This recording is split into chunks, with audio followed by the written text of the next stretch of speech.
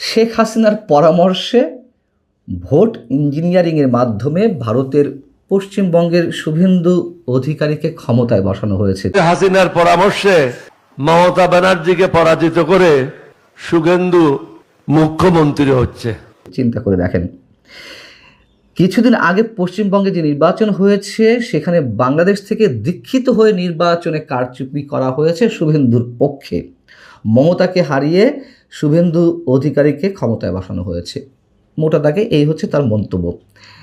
এখন যে কারণে বলছিলাম যে এদেশের অধিকাংশ রাজনৈতিক দল এখনও পর্যন্ত কিসের উপর ভর করে তারা রাজনীতি করছে অথবা তাদের রাজনৈতিক পুঁজিটা কী।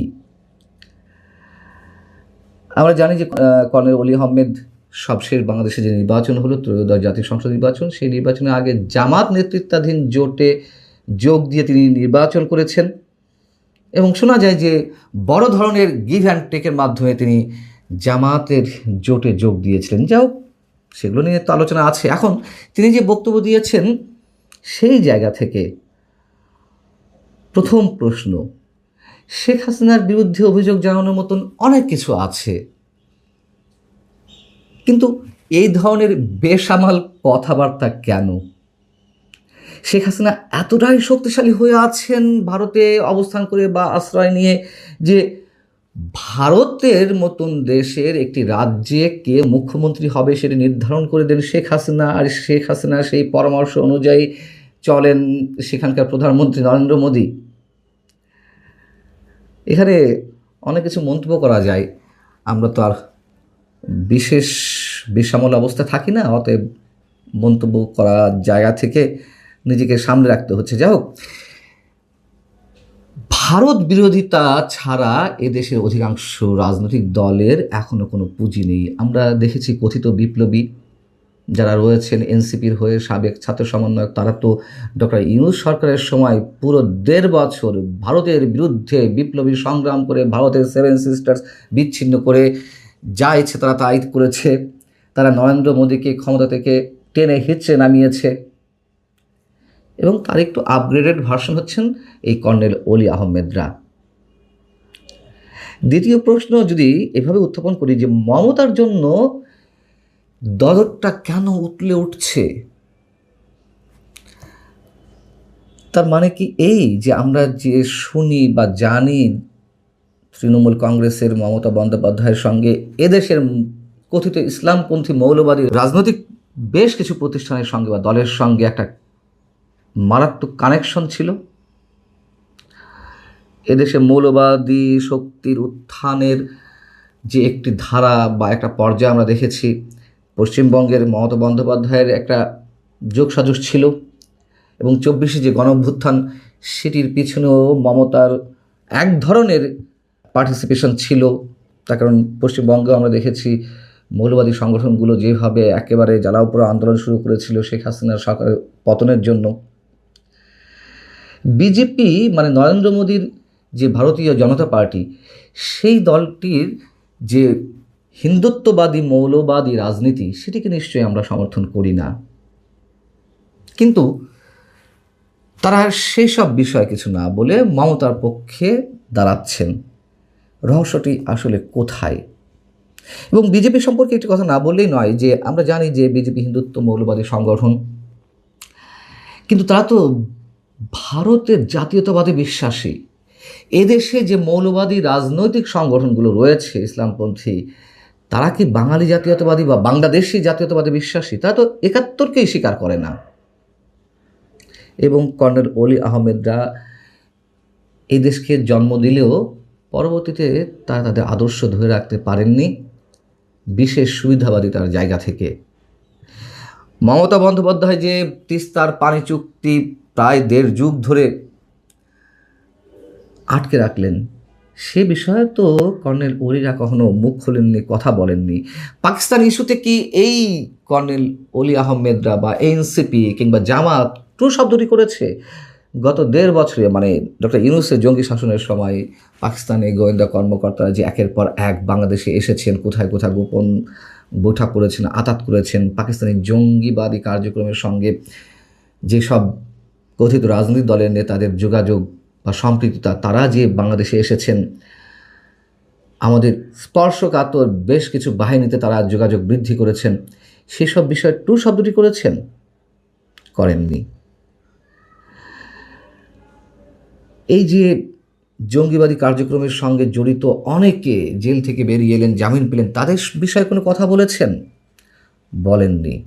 এই যে মার্কিন চুক্তি নিয়ে তোলপাড় হয়ে যাচ্ছে সারা দেশে, তা নিয়ে এনসিপি, জামাত বা কর্নেল অলিদের মতন দলের পক্ষ থেকে কিছু বলা হয়েছে? বলা তো হয়নি।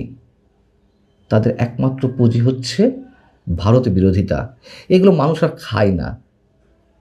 এমনকি সাম্প্রতিক সময়ে যে একটা মানবিক বিপর্যয় সৃষ্টি হয়েছে, মানবিক দুর্যোগ, হামে আক্রান্ত হয়ে সরকারি হিসাব মতে 400-এর বেশি শিশুর মৃত্যু হয়েছে। বিশেষজ্ঞরা বলছেন যে সহস্রাধিক মৃত্যু হয়েছে এরই মধ্যে। সে বিষয়ে ডক্টর ইউনূস সরকারের প্রতি সামান্যতম প্রশ্ন উত্থাপন করেছেন? করেননি তো। এই হচ্ছে কর্নেল ওলি বা তাদের জোটসঙ্গী জামাত বা এনসিপি, এদের রাজনীতি।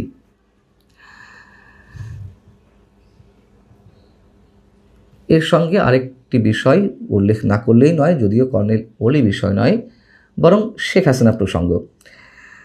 হঠাৎ করে শেখ হাসিনার একটি অডিও বেশ ভাইরাল হয়েছে। তিনি তো নিয়মিত তার নেতাকর্মীদের সঙ্গে অডিও কনফারেন্সে যুক্ত হন। সেখান থেকে একটি অডিও শুনতে পেলাম। সম্ভবত একদিন আগে তিনি এই বক্তব্য দিয়েছেন বা কথা বলেছেন। সেই বক্তব্যের একটি অংশে তিনি বলছেন যে মানে নাকে খত দিয়ে জয় বাংলা স্লোগান দিয়ে ছাড়বো কাদেরকে? যারা অত্যাচার নির্যাতন করেছে আওয়ামী লীগ নেতাকর্মীদের উপরে এই গত প্রায় 2 বছরে, তাদের উপরে। বেশ ভালো কথা। তিনি বলছেন যে 6 মাস অপেক্ষা করো, আমি আসছি, খুব তাড়াতাড়ি ফিরে আসব। সত্যিই তিনি 6 মাসের মধ্যে দেশে ফিরে আসবেন? বাস্তবতা কি তাই বলে? হতে পারে, অস্বাভাবিক কিছু না। রাজনৈতিক পরিস্থিতি কখন কোন দিকে যায় এটা আমরা নিশ্চিত করে কেউ জানি না। কিন্তু যদি সত্যি এর কথার কথা হয়ে থাকে, তাহলে কি জন্য তৃণমূলের নেতাকর্মীদের মন চাঙ্গা করতে তিনি এই ধরনের মন্তব্য করতেই পারেন, কিছুটা কৌশল অবলম্বন করতেই পারেন। কিন্তু কথা হচ্ছে, এতে কজন নেতাকর্মীর মন চাঙ্গা হয় আমরা জানি না। তবে এটুকু বুঝি, আওয়ামী লীগের তৃণমূলের নেতাকর্মীরা জীবনের ঝুঁকি নিয়ে, হামলা মামলার ঝুঁকি নিয়েও গত 1.5 বছরে ছোটোখাটো করে হলেও বিক্ষিপ্ত মিছিল তারা করেছে, বিক্ষিপ্ত কর্মসূচি তারা পালন করেছে। মাঝখান থেকে কী হয়েছে? শত শত হাজার হাজার নেতাকর্মী কারাগারে গেছেন।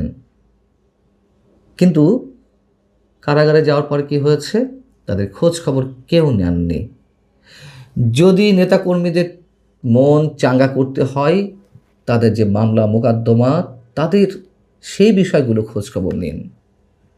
আমি দায়িত্ব নিয়ে বলছি, হাতে গোনা 2-4 জন ছাড়া কেউ খোঁজ খবর নেন না। লাখ লাখ টাকা দিয়ে জামিন করাতে হচ্ছে, ভিটে মাটি বিক্রি করে অনেকে জামিনের চেষ্টা করছেন, তারপরে অনেকে এখনও কারাগারে রয়েছেন।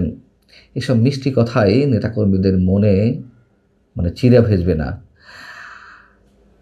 আরও ভয়ঙ্কর যেটি, যে শেখ পরিবারের, বঙ্গবন্ধু পরিবারের সদস্যদের বিরুদ্ধে, যাদের বিরুদ্ধে অসংখ্য অভিযোগ ছিল, হাইব্রিড নেতা কর্মীর সৃষ্টি করেছে, বিভিন্ন দল থেকে যোগ দিয়েছে লেনদেনের মাধ্যমে এবং অঢেল পরিমাণ সম্পদ দেশের বাইরে পাচার করেছেন, তারা বহাল তবিয়াতে আছেন।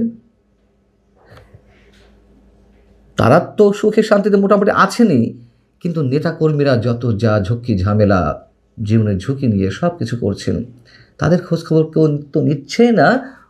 বরং সেই বঙ্গবন্ধু পরিবারের সদস্যদের কাউকে কাউকে দেশের বিভিন্ন স্থানে আবার দলের দায়িত্ব দিয়ে পাঠানো হচ্ছে। নেতাকর্মীরা হতাশ। যাদের বিরুদ্ধে এ ধরনের অভিযোগ, আবার তাদেরকেই নেতৃত্বে আনার চেষ্টা করা হচ্ছে। এসব মানুষদের কারণেই তো এই যে এখন যারা জীবনে ঝুঁকি নিচ্ছেন, তারাই তো বঞ্চিত ছিলেন 17 বছর বা 16.5 বছর। টুপ করে দেশের মধ্যে ঢুকে পড়ব, কিংবা যুক্তরাষ্ট্রের নির্বাচনে ট্রাম্পের জয় হয় কিনা সেদিকে খেয়াল রাখো, অথবা আওয়ামী লীগ ছাড়া নির্বাচন হবে না, এ ধরনের মন্তব্যে আমার মনে হয় নেতাকর্মীদের মনে এক ধরনের উন্নাসিকতা তৈরি হচ্ছে।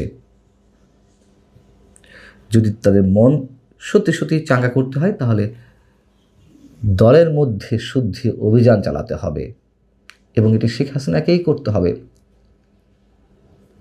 ভালো থাকুন সবাই। আল্লাহ হাফিজ।